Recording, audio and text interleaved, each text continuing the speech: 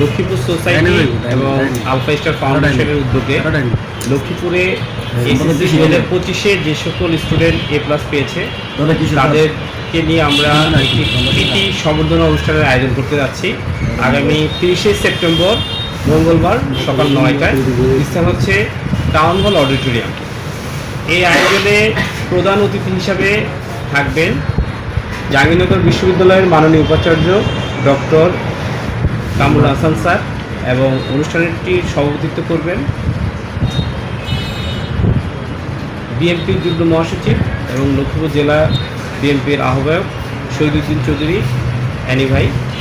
এছাড়াও এই অনুষ্ঠানটি আমাদের লক্ষ্মীপুরের 20টির অধিক শিক্ষা প্রতিষ্ঠানের প্রধানকে, কলেজ এবং স্কুলের প্রধানকে আমরা একটা সম্মাননা দিব এই প্রোগ্রামে।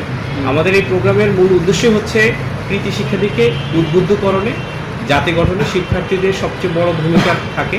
সে কারণে তাদের যে অর্জন সেটাকে আমরা একটা স্বীকৃতি স্বরূপ তাদেরকে আমরা সম্মাননা জানাবো।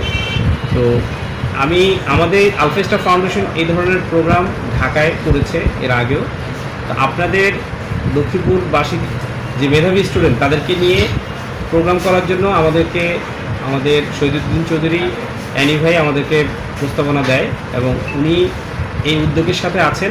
উনি মেধাবীদেরকে মূল্যায়ন করেন এবং উনি বলেছে যে আমি চাই আমাদের জেলায়ও এই ধরনের প্রোগ্রাম হোক।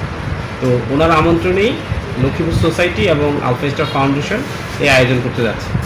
তো আপনাদের যারা রেজিস্ট্রেশন করেছে সবাইকে আহ্বান করব সময়মতো অনুষ্ঠানে অংশগ্রহণ করার জন্য। ধন্যবাদ।